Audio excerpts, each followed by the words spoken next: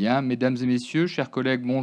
Well, ladies and gentlemen, dear colleagues, good morning. I'm delighted to be with you this morning in this room at the Diderot space, but also with people connected remotely.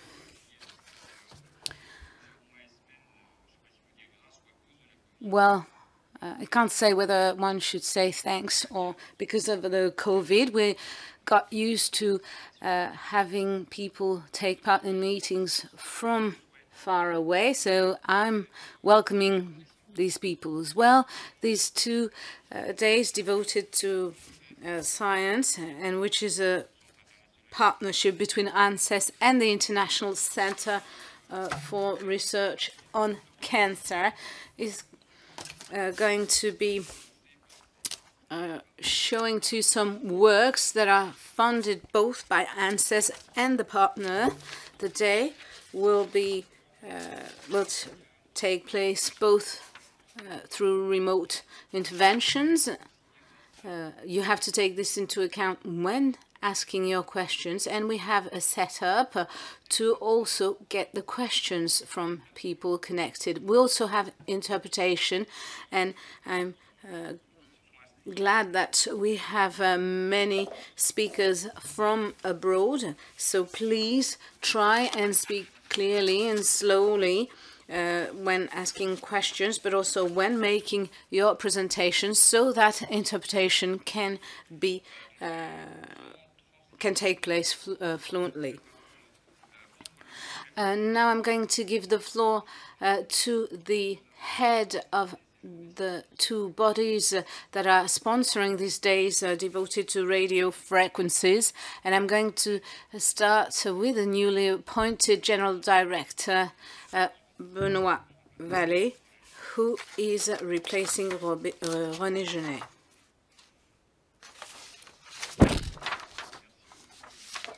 Thank you very much, Matthew. Ladies and gentlemen, I'm delighted to be with you this morning for this first scientific meeting for me as part of such an event. And I'd like to pay tribute to René Genet, who was a brilliant head, a brilliant director of the Anses, Elisabete Weiderpass, the director of the IARC, and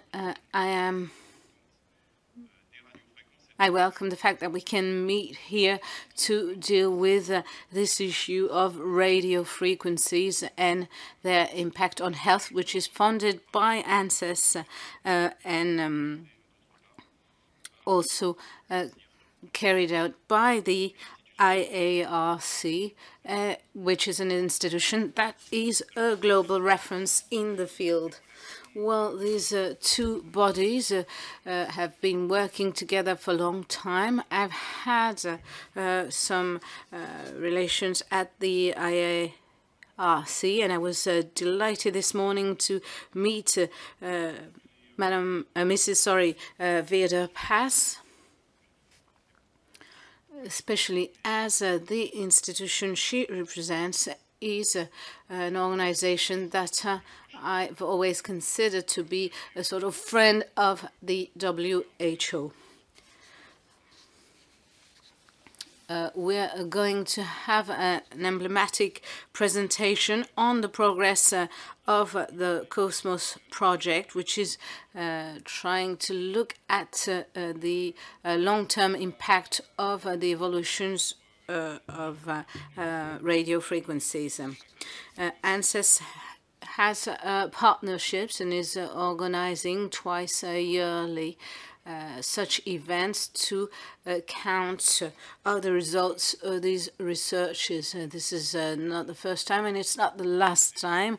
It's a hybrid format, as Matthew said, which is one positive outcome of the COVID crisis, that is having such a hybrid participation. I know that there are more than 500 people taking part in this event, which we couldn't have in the room. And I'm not even speaking of the carbon footprint, which is reduced with people staying at home or connecting from far away. So this is about bringing together not only the scientific community, but the whole society. We know that many topics are closely related to this issue of radio frequencies, so we can take stock of the progress made in this field, whether we're speaking of phones, connected devices,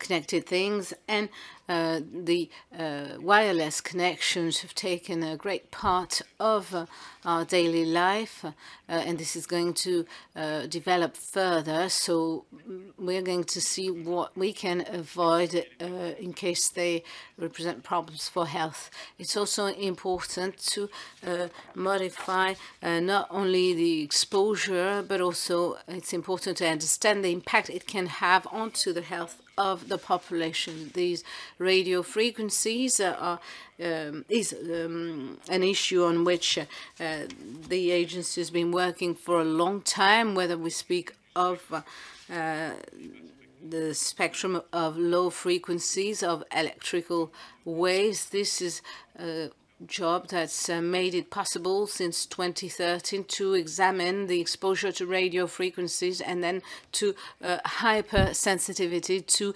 electromagnetic fields. In 2018, the exposure to phone radiations and so on.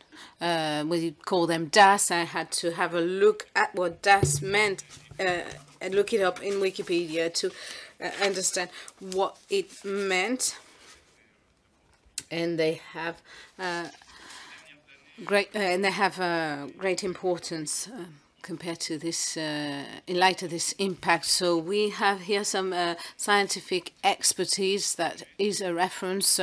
We have to take it into account for the deployment of G5. That was not simple because the government was very much in favor of adopting a G5 network, whereas it was just the beginning and we didn't know the impact, and we have 3.5 gigahertz as a very much limited thing in France, and data from literature was not was rare. That's why Anses decided to publish some expertise on the carcinogenous impact of such frequencies, examining all types of frequencies. This is a topic that is a society topic. As I said at the beginning, the agency has set up from 2011 onwards a discussion committee that brings together the stakeholders on these health issues and on the impact of these technologies onto the population, hoping that some industrialists can share with other people within these committees and in relation with the scientific work available there. So we are also a research committee. We have to look at what knowledge and assessment of these technologies is at, what point it's at. So we have a program set up by Anses, which is a key tool to structure the scientific community and develop knowledge on exposure at health and in daily life. This is about assessing risks on the basis of scientific expertise and help decision makers to make the right choice. We made calls for research work. The first one, we have two of these calls. One is a general topic. The second is on radio frequencies and health, and the PSTs made it possible to fund 4 projects on radio frequencies and health for more than 16 million euros. And at this moment in time, more than 90 teams have been funded studying or surveying one topic or another. So you can see the importance of launching such funding on specific topics so that researchers take these paths. It is our choice to actually direct the channels for research. We cannot just have general approaches if we want to make progress on public health. So the call for project was launched on the 9th of November. So please send your applications. I think it will be extremely important for the next meetings we'll hold with the outcomes that are going to be presented here. So research and the way it makes science progress is key here. I will be attending most of the day, but I'm now going to give the floor to Mrs. Weiderpass. I'd like to thank her again for being with us today. Thank you very much, lady.